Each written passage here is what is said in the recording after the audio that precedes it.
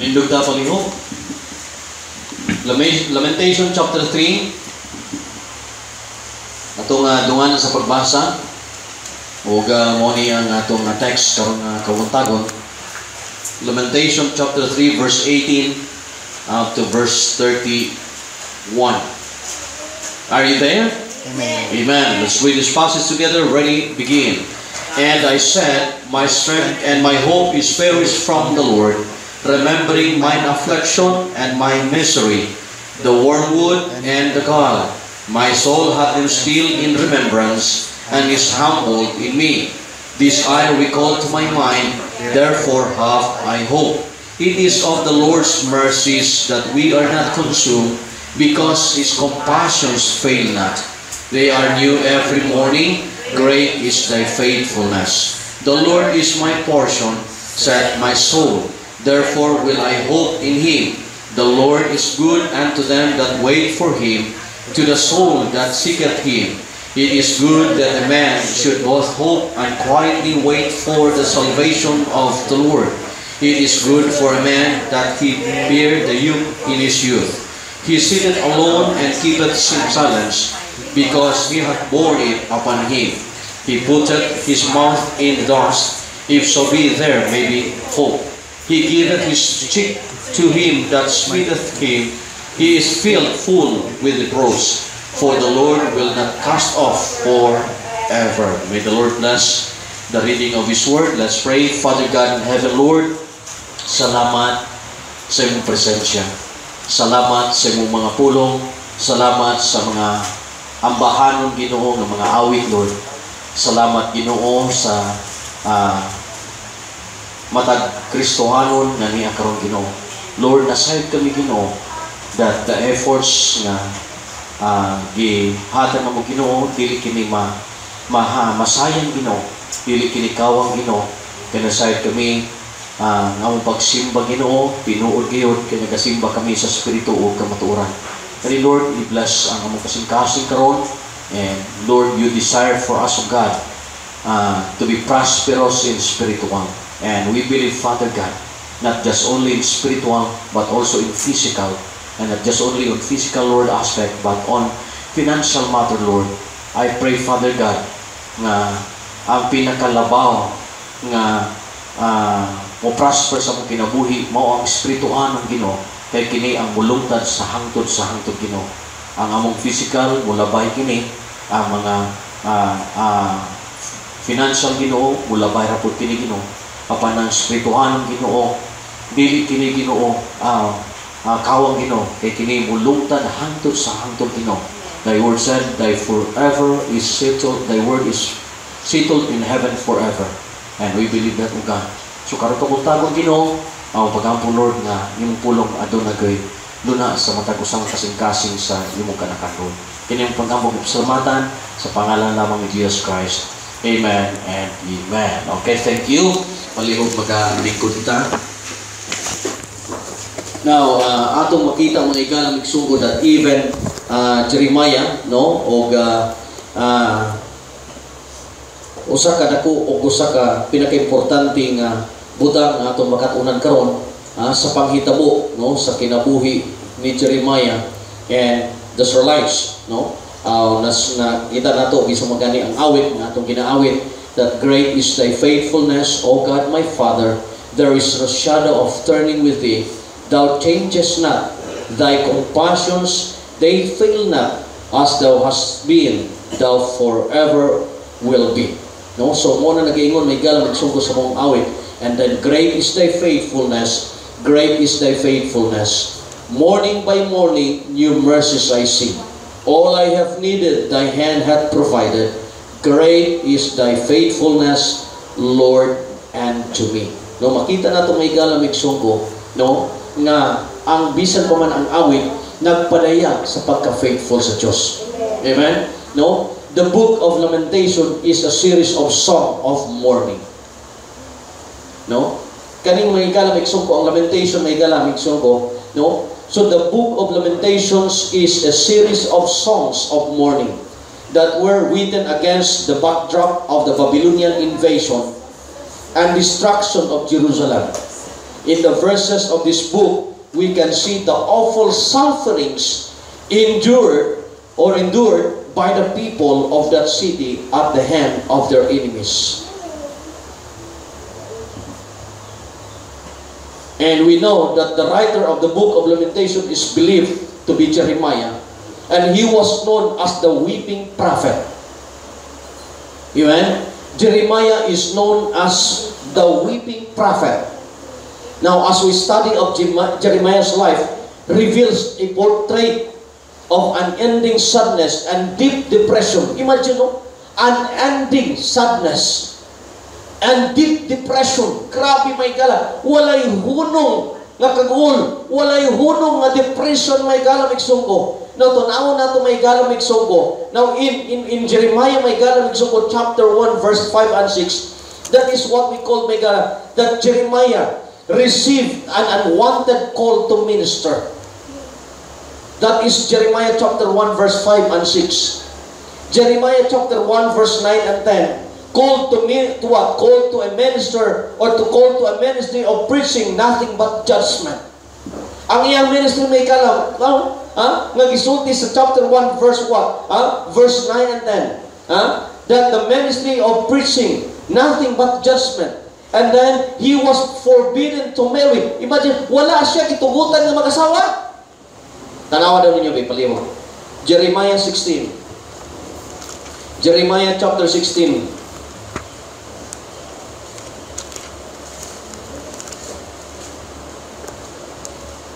Unsay katuyuan may galamit. So, what was the purpose of God? Why Jeremiah was forbidden to marry?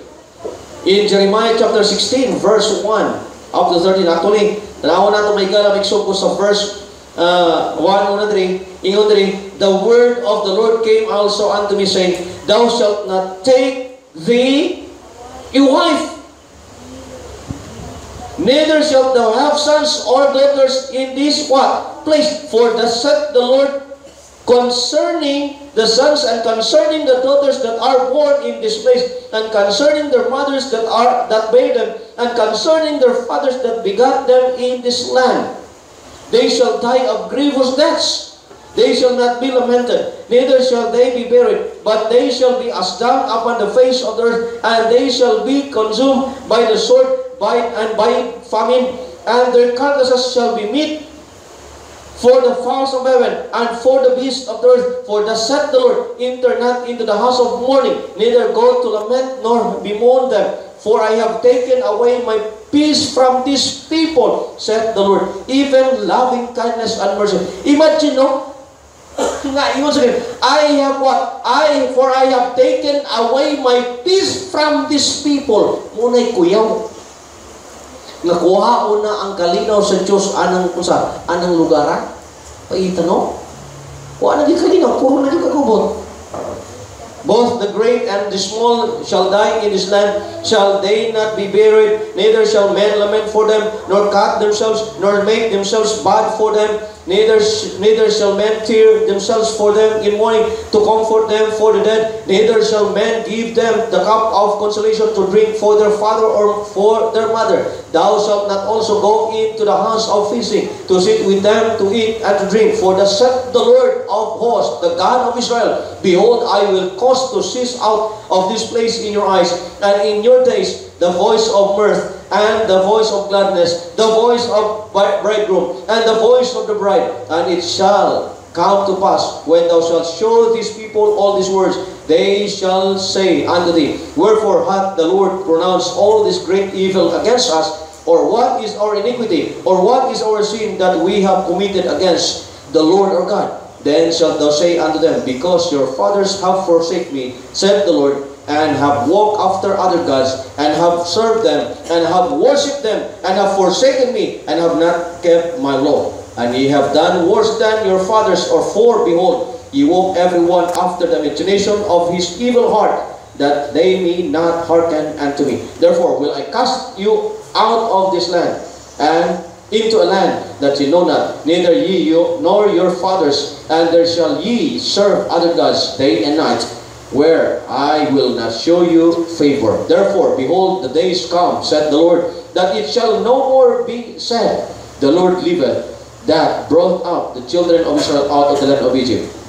Verse 15, but the Lord liveth, that brought up the children of Israel from the land of the north, and from the lands whither he had driven them, and I will bring them again unto their land, that I give unto their fathers. Behold, I will send for many fishers, said the Lord, and they shall fish them.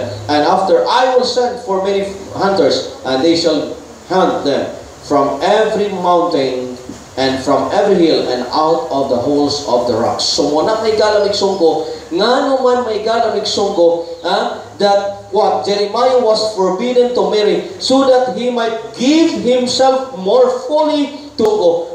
As a result, he was very familiar sa gitawag loneliness. Kaya naman, huwag man sa'y kuyo. A man of deep sadness, and he wept openly. So po, nga kay Jeremiah, nga ang iyang paghila, tungod sa sala sa Israel. Gahilak siya may galamig sungko. Tungod sa ilahang sa dautang binuhatan sige. Naghilak si Jeremiah because they forgot the Lord their God. They forgot their provider. Gikalimtan nila. They forgot their supplier. They forgot may galamig sungko. The God of heaven. The God who what? Gitawag nato may gala protect them day and night. Naghilak si Jeremiah may galatungod ang mga butanga. He endured depression as the result of his message going unended for so long may galamig. He even came to the point where he tried to get out of the ministry. Niabot sa punto nga pwede, niabot sa punto sa kinabuhi ni Jeremiah may gala, nga diin gusto na siyang muundang, gusto na siyang muhawa tungod sa panghitabo.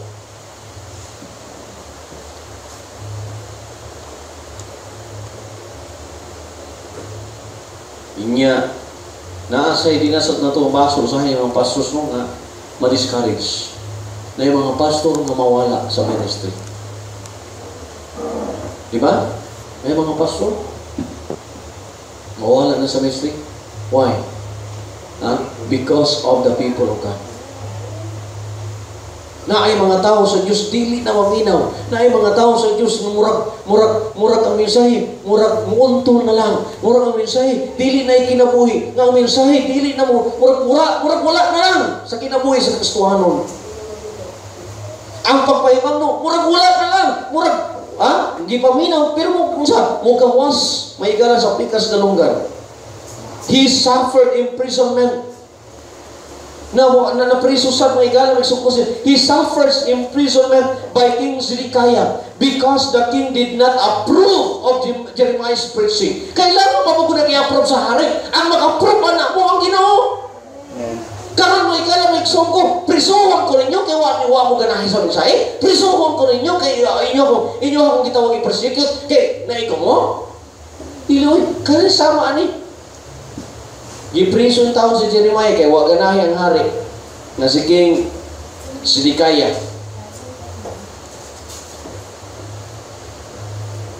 After Jerusalem falls and many have been killed or taken captive, the prophet does not go or taken. And I told you so mentally. Instead, he becomes broken with the remain and enters into suffering with them. Muna ning Jeremiah, lamentation. Wala niya giblay may ikalamig sugo. Wala niya giblay mo but instead, may ikalamig sugo, he enters into suffering with them. Dito siya, kuyugan niya. Nag-anto sa mga tao, kuyog siya, uy. Amen? Lisod po kayo. Diyan po ka mo kuyog sa kalipayon. Amen? Kinahanglan mo kuyog tatanan. Naaman sa kalipayon, naaman sa panalangin, naaman sa karuhay, dapat naapog sa kasakitan. Amen? Ay, lisod na mga igala, may sungko sa, dito rin ka mo kuyog sa kalipay. Tanan mga igala, may sungko. After enduring a life like this, mga igala, so after being rejected, hated, mocked, imprisoned, ignored, after seeing his beloved Jerusalem ransacked, desecrated, and destroyed, after experiencing the horror of war, the brutality of the enemy, of the pangs of hunger, Jeremiah was still able to stand forth. Amen? No? Nagpabilin gihapon siya na nakatindog may galamig ko pagkanindog sa kay Jeremiah. And what may galamig ko, nagpabilin siya may gala, saying, praise to God for His great and unfailing faithfulness to His people. Amen? Nagpabilin siya nga nagbarog may galamig ko, na nagdahig sa Ginoo o nagaingon, praise to God, praise to the God, to the Lord Jesus Christ, praise to the glory of God. May galamig ko, na nagaingon, nga din, praise God for His unfailing faithfulness of God. Ano? Unfailing, pagkawalay mo sa, dili mapakyas. No? Dili mapakyas nga pagka-faithful sa Diyos. Muna din makita natin may galamig ko in verse 1. Look at now verse 18.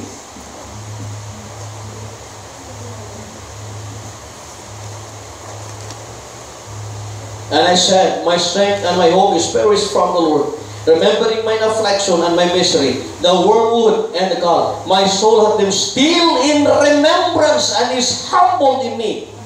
This I recall to my mind.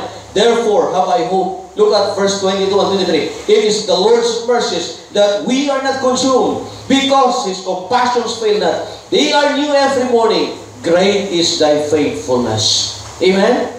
This word, which means the firmness, the fidelity, the steadiness, the steadfastness, may galamig ko.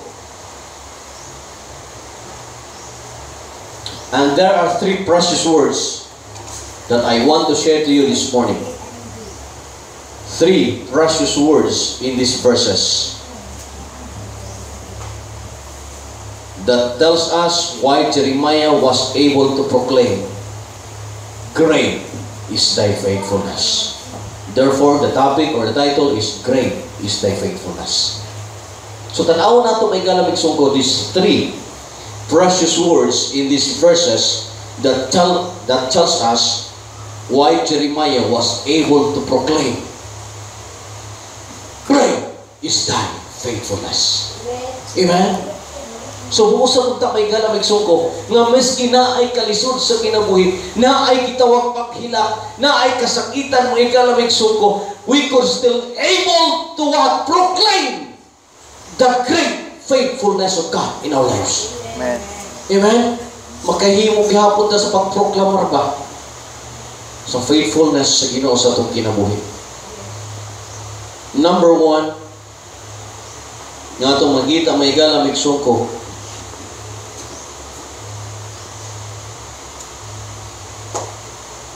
is God is faithful in His grace.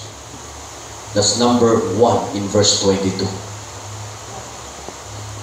It is of the Lord's mercies that we are not consumed, because His compassions fail not.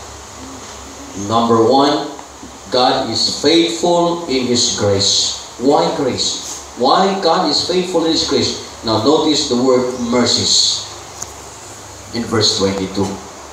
This word is translated loving kindness over 30 times in the Old Testament. It is a very expressive word that conveys all the ideas of love, grace, mercy, faithfulness, goodness, and devotion. And you know what? This word pictures God as the divine lover of man. Kani, may galamig suko ng mga pulong, nagpadayang that God is a divine lover of man. Have you know? It finds its New Testament equivalent in the idea of God's love and grace. And there are what? Naipipila kabutang ato makita may galamig suko. Literally, His grace saves us. Amen?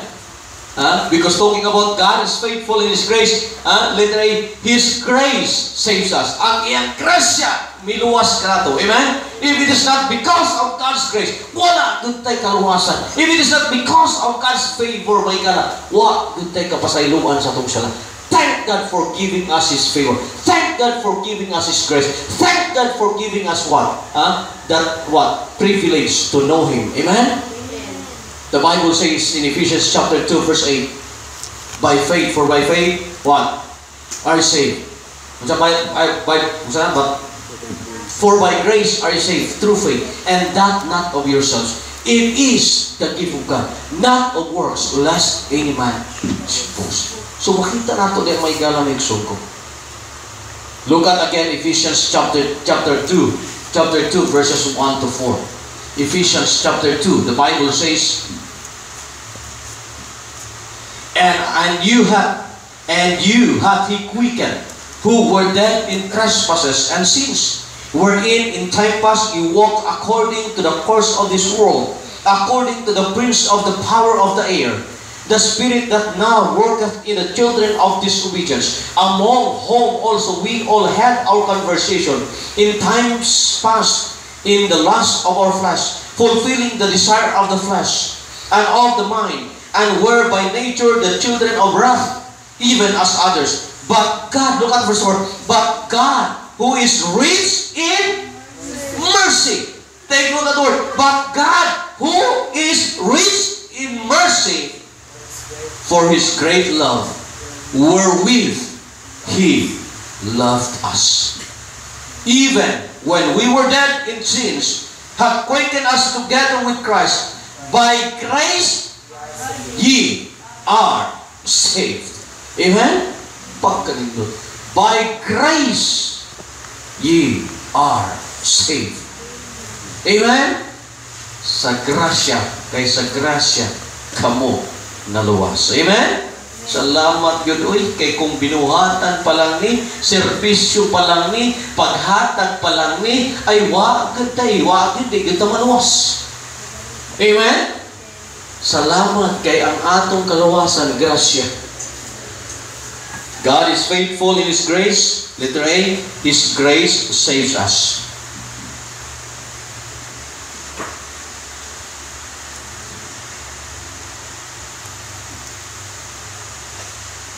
John chapter 16. John chapter 16.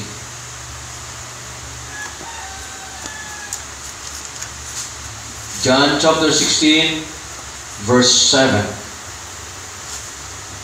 The Bible says, Nevertheless, I tell you the truth.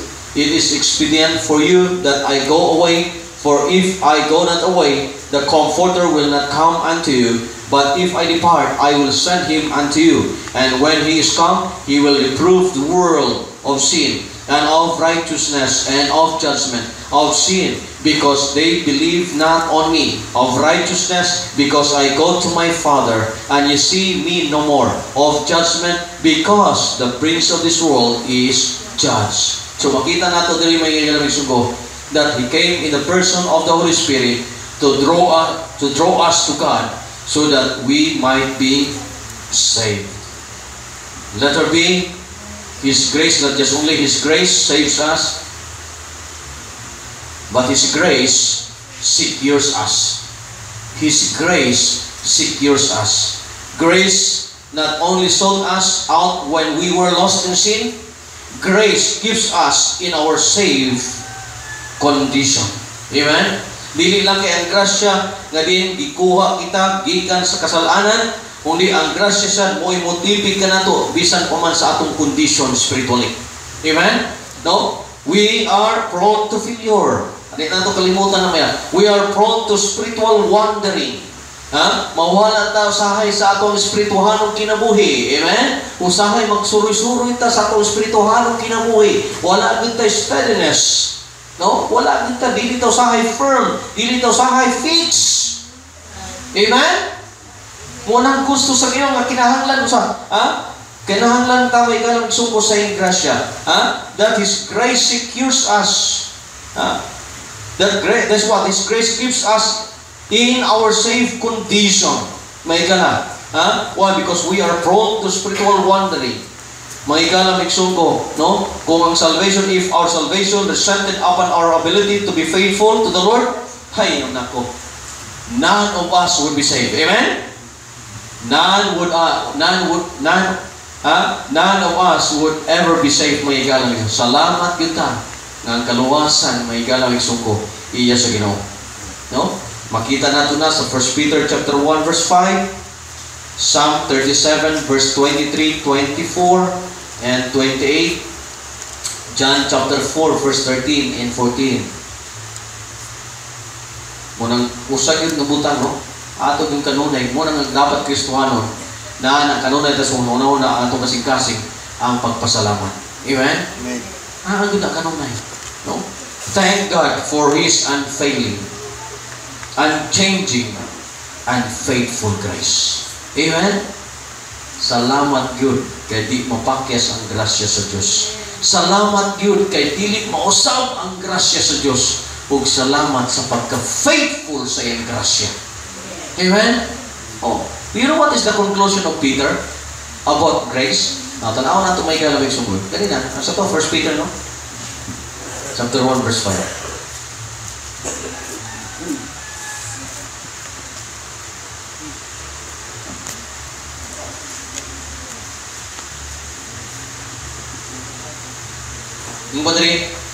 Who are kept by the power of God through faith unto salvation, ready to be revealed in the last time. 1 Peter chapter 5 verse 10. Tanawa, kung sa inyo ni Peter. 1 Peter chapter 5 verse 10. But I want you to read this one. I want you to read. This is the conclusion of Peter about God. But the God of all grace.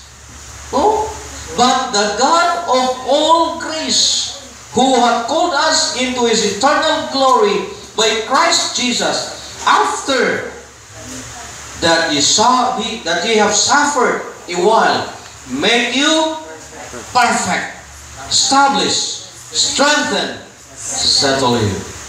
Pagkagrabe sa Ginoo. He is the God of all grace. Amen? Ay, mulaw di tag-o. Say ba, di lagi tungkol sa grasya lagi. Uga pa ta sa grasya ko, lugay ra ta nagipang pipis, Ginoo. Amen? Sa atong kalidad ba? Okay naman? Sa kalidad sa atong pagsimba, sa kalidad sa atong binuhatan, sa kalidad sa atong gitawag kaluwasan, may galang magsungko. Human kita na luwas, mga igalang magsungko, o walay grasya. Dugay rata niyang ipapauli. Dugay ra ninyo ng Ginoo. Welcome home, my dear son. Welcome home, my dear beloved daughter. Pero salamat kay ang grasya sa Ginoo unfailing. Amen? Amen. Salamat kay ang grasya sa Ginoo great. Salamat kay ang grasya sa Ginoo unchanging. Salamat nga ang grasya sa Ginoo faithful. Amen? Titus chapter 2 verse 11 and 12. For the grace of God that bringeth salvation hath appeared to all men, teaching us that denying ungodliness and worldly lust, we should live soberly, righteously, and godly in this present world. Titus chapter 2 verse 11 and 12. Salamat ining grasyaha sa Diyos nga nagdala og kaluwasan ug gipadayag sa tanang mga katawhan. Apan dili tanang katawhan nakadawat sa maong kaluwasan. Dili tanang katawhan nakadawat sa maong grasya, kay dili tanan midawat. Og salamat kini grasya, dili lang sa kaluwasan, kundi ang grasya motudlo kanato sa panghiwala sa pagkadili Dios nun. Sa pagkakalibutanon nga kay libkon. O kini siya motudlo kanato sa pagkinabuhi na seryoso. That is the word soberly. Magkitudlo ka nato sa pagkinabuhi sa pagkamatarong. Mutudlo ka nato sa pagkinabuhi sa pagka-Diyos nun, godly. In this present world. Amen? So, manginaot kong ang grasya na sa imuha. Kaya kung na ang grasya sa imuha, naa ka sa kinabuhi ng pagkaseryoso. Di sa pasabot ka seryoso, di na kasi tingog. Di mo ba seryoso, di na ka magunitan. Di mo ba seryoso, di na ka makumedyahan. When you say soberly, means it is a clean life. Amen? That we should able to live a clean life. Away from evil things. Amen? Teaching us what? To live righteously. Teaching us to live godly. Number 2. Not just only that God is faithful in His grace in verse 22, but number 2, God is faithful in His gifts. Gifts. Gasa. Lamentation 3:22 and 23. It is of the Lord's mercies that we are not consumed, because in compassions fail not. They are new every morning. Great is thy faithfulness. So number 2, God is faithful in His. From the word compassion. From the word compassion. Compassion is, this is the word that literally means warm. Literally means warm.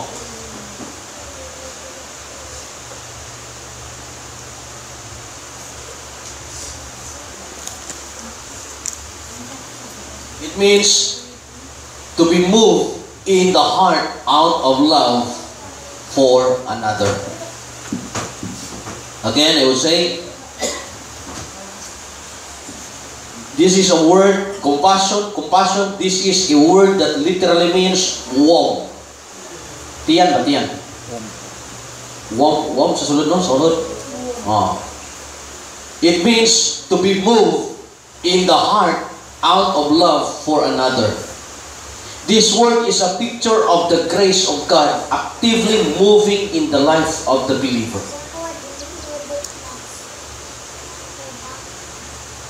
God observes our path and His grace gives us all we need for our journey.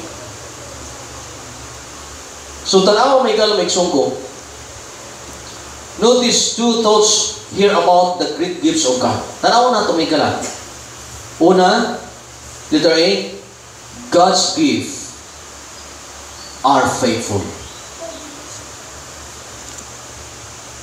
God's gifts are faithful.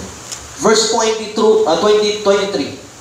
no? Nato makita mo yung migsugo, that God did not promise an easy road. Wala man nagsaad ang Ginoo sa iyong dalan. Amen? Wala nagsaad ang Ginoo sa iyong dalan. Wala eh. If you will follow me, take up the cross and follow me.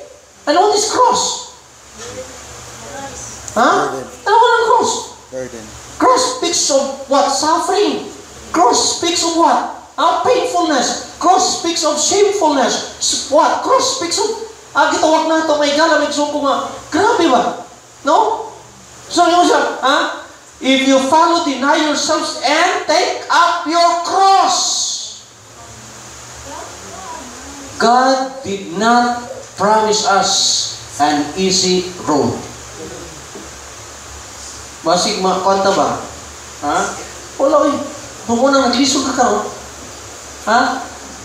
panhina si mong kinabuhi to conform, may kalamig sungko, and to be partakers of the suffering of the Lord Jesus Christ. Amen? Di ba ka na nga, may umutan kabahin sa kalisdanan sa atong Diyos? Amen? God's gifts are faithful. No? You know what? As I said, God did not promise an easier road, but He promised that His grace would be sufficient for the need. 2 Corinthians chapter 12 verse 9. 2 Corinthians chapter 12 verse 9. Pagkalindot, no? Tinuod ang Ginoo man magsaad og sayon nga dalan, pero nasa gisaad about His grace. Chapter 12, verse 9. Sa inyo sa Bible, 2 Corinthians chapter 12, verse 9. This is the situation of Apostle Paul. This is all about the sufferings of Paul. This is all about may galamig sungko sa ang kalisdanan ni Apostle Paul. But you know what? In verse 9, and he said unto me, my grace is sufficient for thee, for my strength is made perfect in weakness. Most gladly therefore will I rather glory in my infirmities, that the power of Christ may rest upon me. Sibot mo sa butana. Nga mas himayaon na ko ang Ginoo diha sa akong mga kalisdanan, sa akong kaluyahon, sa akong kasakitan, sa akong mga problema, kay akong ma-experiensyahan ang gahom sa Diyos sa akong kinabuhi. Di ba? Kung naatay mga problema, nga halos di na nato magwanta, mudagan ta sa Ginoo, yung muhilag ta sa Ginoo, and then you would what? You would experience the presence, the power, and the closeness of God. Munang tugutan sa Ginoo, munang ako malimot ha, oy, nalimot mo niya akong anak. So, una close man kayo sa ako, karon ay layo-layo naman. Sige. Amen? Muna nga, wa man gilisod nga, wa man gisayon nga dalan sa Kristohanon kinabuhi, pero naay usa, naay grasya nga sufficiente. Amen? Naay grasya nga sufficiente, no? Tanawon nato sa makadiyon, Isaiah 43:1 and 2. Isaiah chapter 43 verse 1 and 2. Isaiah chapter 43 verse 1 and 2.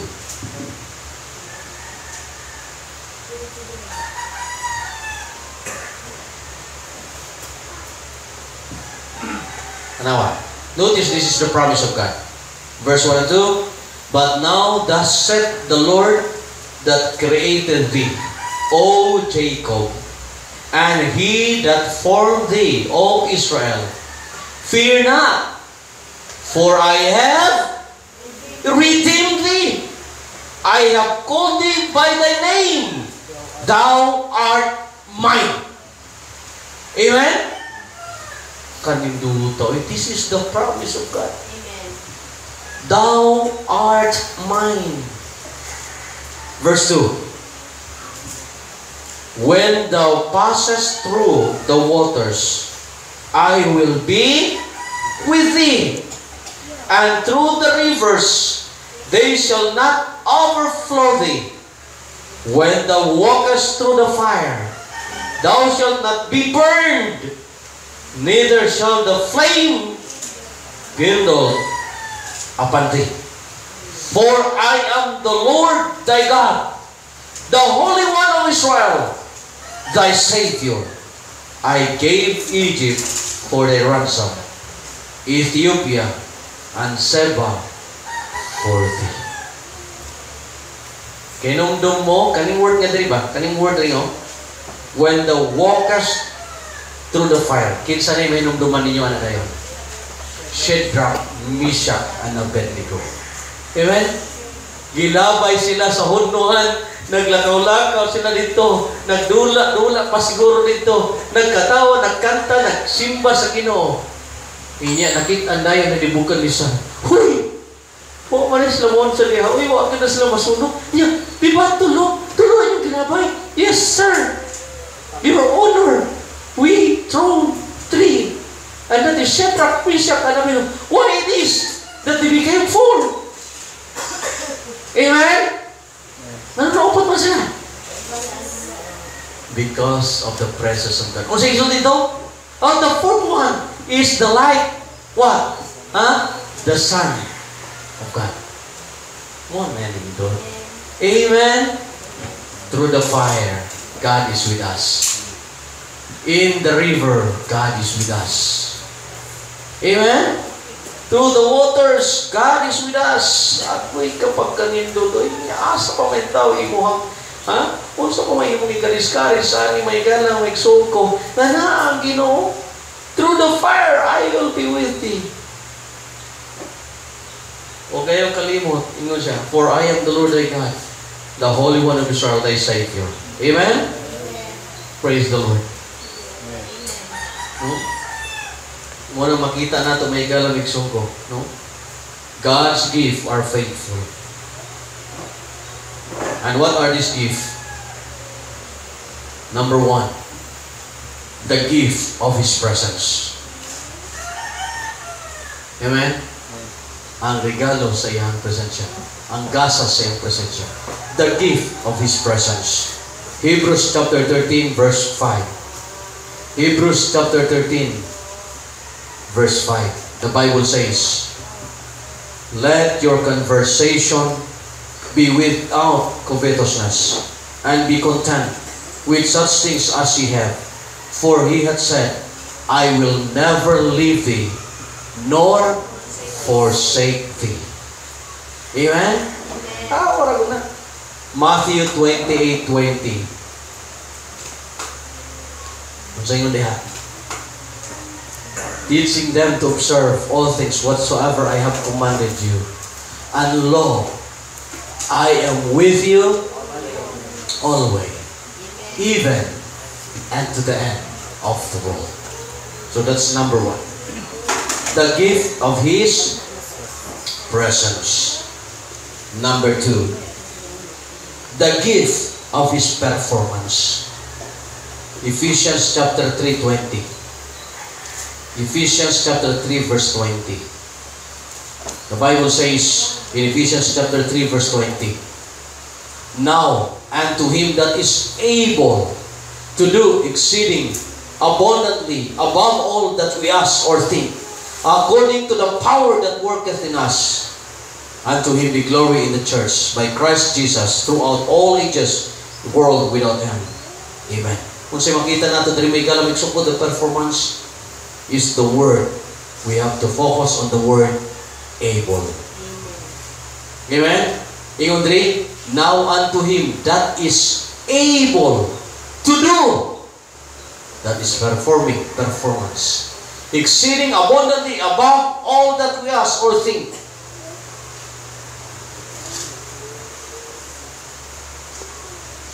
Mga igala, if this verse is to be taken at face value, and I am certain that it is, then it becomes the claim that our God is greater. Amen? Mga igala nagsuko, God is an awesome God. Amen? God is an awesome God. Grabe ang Ginoo. God is able. God is able. May kanta na, no? He's able. He's able. God is able. Susunod na. God is able. Amen? Nakakantay. He's able. He's able. Oh, God is able. He's able. Na, na, na, na. Pagkita nga ba? Pagkita ba si Nana? Nana ginakantay. Nindot ka, God is able. And then, the third one is the gift of His provision. The gift of His provision. Philippians chapter 4 verse 19, but my God shall supply all your need. Amen? But my God shall supply all your need. Sisumpay na? According to His riches. Ha? According to His According to His riches in glory by Christ Jesus. But my God shall supply all your need. As I said, that verse is for what? For supported faithfully missionaries. It's easy for us to claim if we are supporting missionaries. Sayon mo, claim ta na, dali ra na. Because that chapter is for missionaries. Matthew chapter 6, verse 25 to 33. Makita na ito na. Nahadya 33, but seek ye first the kingdom of God and His righteousness, and all these things shall be added to you. God is able. Psalm 37, verse 25. Psalm 37, verse 25. The Bible says, in Psalm 37, verse 25, yung ang pulong si Ginoo. Si David, this is the experience of David. I have been young, and now am old. Yet have I not seen the righteous forsaken, nor his seed begging bread. And we believe that God is using His people. Amen? And we believe that God is able to provide our needs. Amen? So, unang use David, I have been young and now am old, yet have I not seen the righteous forsaken, nor his seed begging bread. Wa pag yun nasa kakwan si David nga ang iyang katauhan kisang likway sa Diyos. Wala eh. Amen? Maski nakasala, ang masang kuha, kaya po nag-isang likway sa Ginoo. Amen? No? The gift of His presence, the gift of His performance, the gift of His provision. Amen? The gift of His provision. And then the last, the gift of His person. Kung sa ingon siya sa Hebrews chapter 13, verse 8, yesterday, today, and tomorrow. So that? Jesus said, Jesus is the same yesterday, today, and tomorrow. Malachi 3:6, I am the Lord. I change not. So that verses, these verses, reveal the truth about God nature that makes Him reliable at all times. Nga sa kinayahan sa Diyos, nga pwede nimong saligan, pwede nimong sandigan all the time. Amen? Malachi 3:6 and Hebrews 13:8. Mag-uban ng duha. And these two verses reveal the truth about God's nature that makes Him reliable at all times. That means that it is what? That is simply the fact that He does not what? Change. That God is the same today and He has been forever and the same as He will be forever. He was faithful in the beginning and He will be faithful in the end. Usahay ang relationship sa tao, diha lang kayo sa faithful kung nag-uyab. Diha lang siya kayo faithful sa dihang pag-upa. Pagkadugayan, dili na faithful. Pero ang Ginoo, gikan sa sinugdanan, hangtod sa katapusan, God is faithful. Amen? Kung nang pwede na ito masandigan, ay, mga igala, ayong sandig sa politiko, kay wala sa politiko. Amen? Saad lang na, grabing saad na. Wala pa na, malista ang pangalan, grabing saad. Sige, pastor, kay, naan ako sa posisyon. Nidoon na ka sa diha na. Hey, asa, nasi kuan? Naasi ka? Ay, wala na, pastor, kuwan pa man din, mga alas 11. Asa ka? Tulog pa. Amen? Kita mo na. Saad sa tao. Pero ang saad sa Ginoo, dili gyud mapakyas. Amen?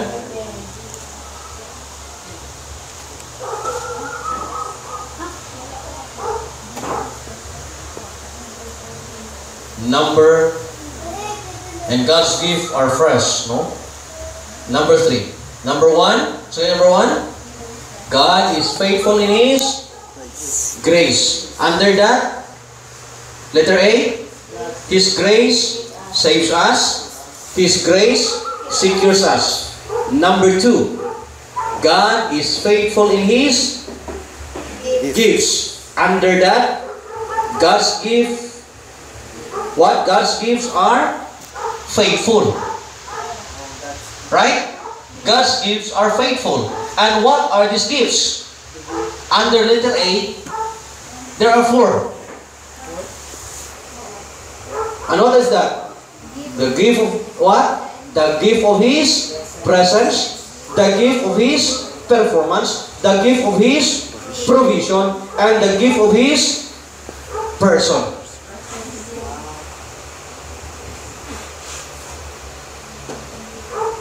And then the last but not the least, God, in verse 24, basaw na to sa atong text, 24, 25, 26. Para makita ninyo kung sa'y sunod. Number 1, God is faithful. Number 1, God is faithful in His grace. And then number 2, God is faithful in His gifts. And number 3, kamoy mo sultian sa point number 3, ano makibalo mo?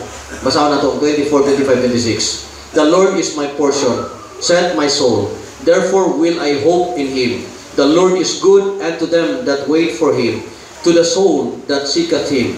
It is good that a man should both hope and quietly wait for the salvation of the Lord. And it is good for a man that he bear the yoke in his youth. So what do you think? That God is faithful in His what? Number 1, God is faithful in His grace. Number 2, God is faithful in His gifts. So number 3, God is faithful in His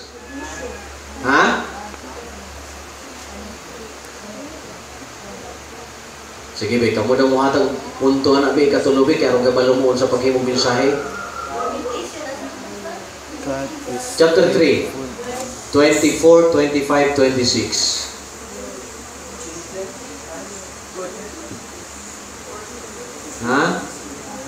Sige, be. The Lord is my portion, said my soul.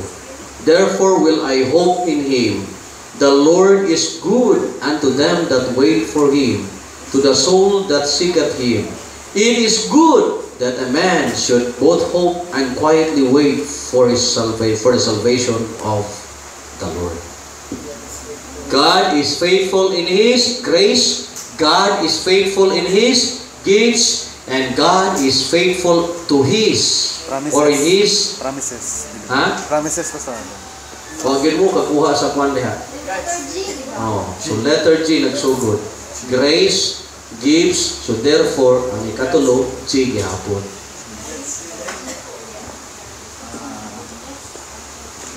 Ano sa tuwang? Goodness. God is faithful in His goodness. Amen? Ang Ginoo, faithful kayo siya sa pagkamaayo. Amen? Ay, maayo kayong ginawa. Agad tayo, ikasaway sa Ginoo nato. Kita masawayan ka, pero kayong ginawa, agad tayo ikasaway. Agad tayo kayong Ginoo mo, agad tayo. Agad tayo ikasulti. Amen? Kaya ang atong Ginoo, maayo kayo. God is faithful in His goodness.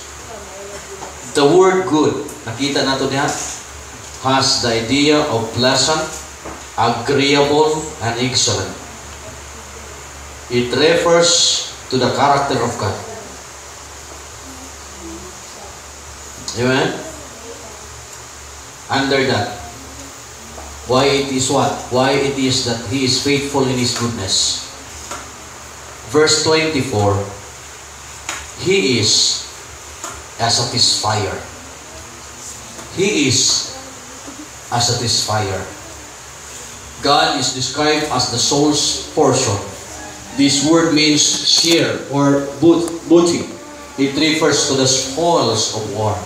Jeremiah is saying, in the battle of life, God is my reward, my share, and my portion.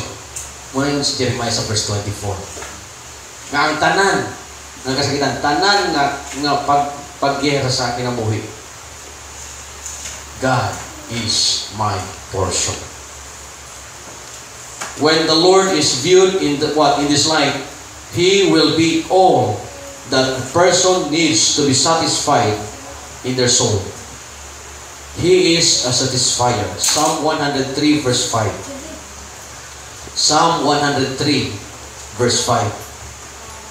Psalm 103 verse 5. Who satisfieth thy mouth with good things, so that the youth is renewed like the eagles.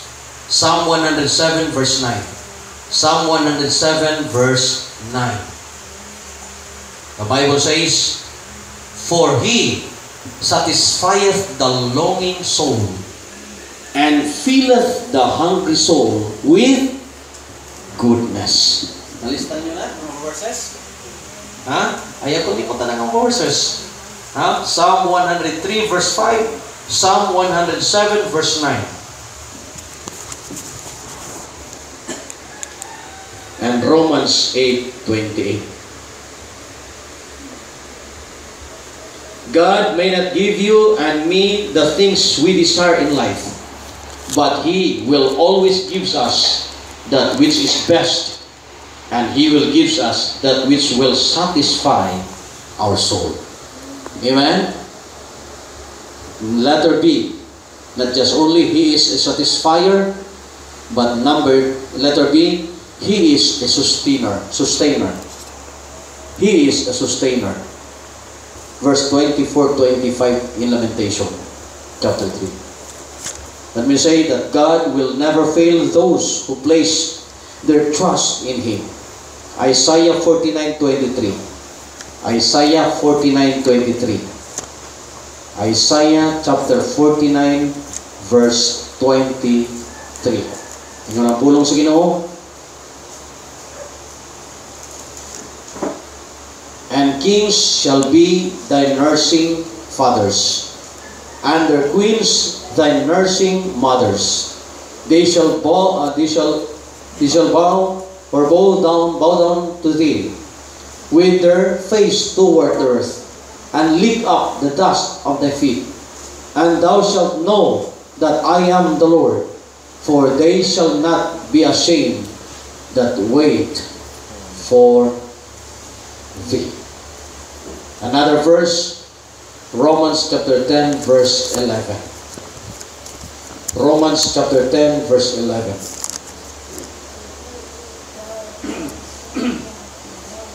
Matthew 5:18. Matthew chapter 5 verse 18. Psalm 119 verse 89-90. Psalm 119 verse 89-90.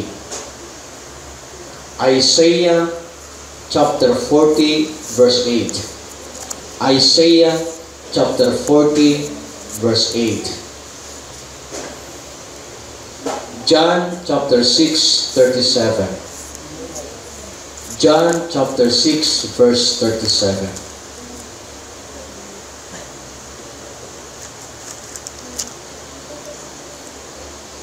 John chapter 10 verse 28. John chapter 10 verse 28. Luke 12:32. Luke chapter 12 verse 32.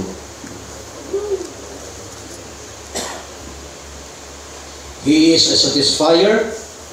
He is a sustainer. And then verse 26 in Lamentation. It is good that a man should both hope and quietly wait for the salvation of the Lord. From the word salvation of the Lord. Again, He is what? A satisfier. He is a sustainer. And then He is a Savior. He is a Savior. Amen? So klaro kayo, those who wait upon the Lord will see Him bring them out of their troubles and trials. He will not what? He will not fail His children, but in His time, He will deliver them from all their follies.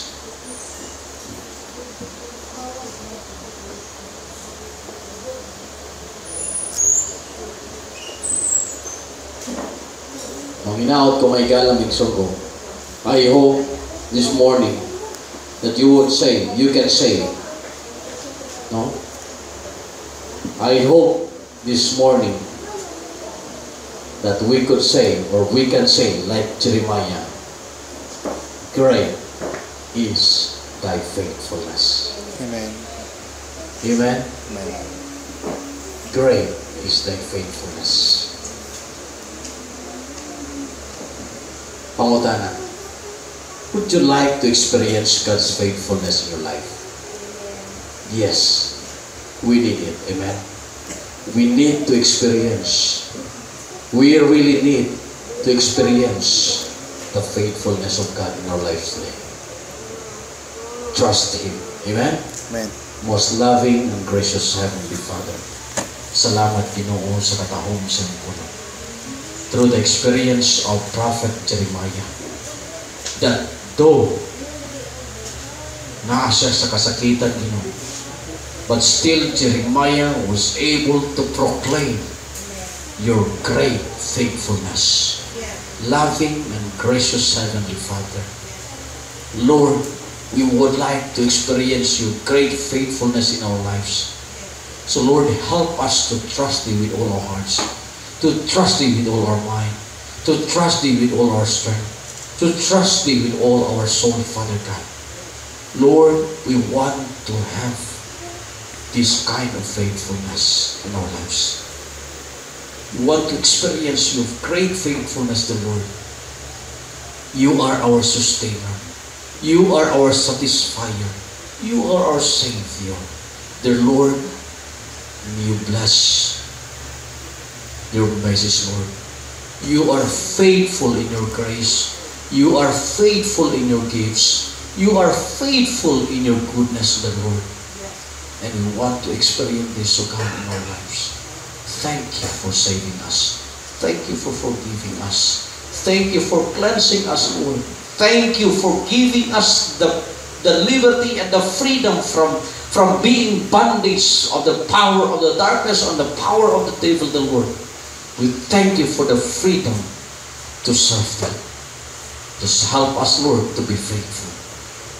Thank you for what you have done on the cross of Calvary, for our sake, for our salvation, for the forgiveness of our sins. Thank you for the place of heaven that you have prepared for us alone. Thank you for Jesus Christ, God. Thank you for the Holy Spirit. Thank you for thy word. Bless your people, Lord. In Jesus' name. Amen. Amen. Fellows, stand please.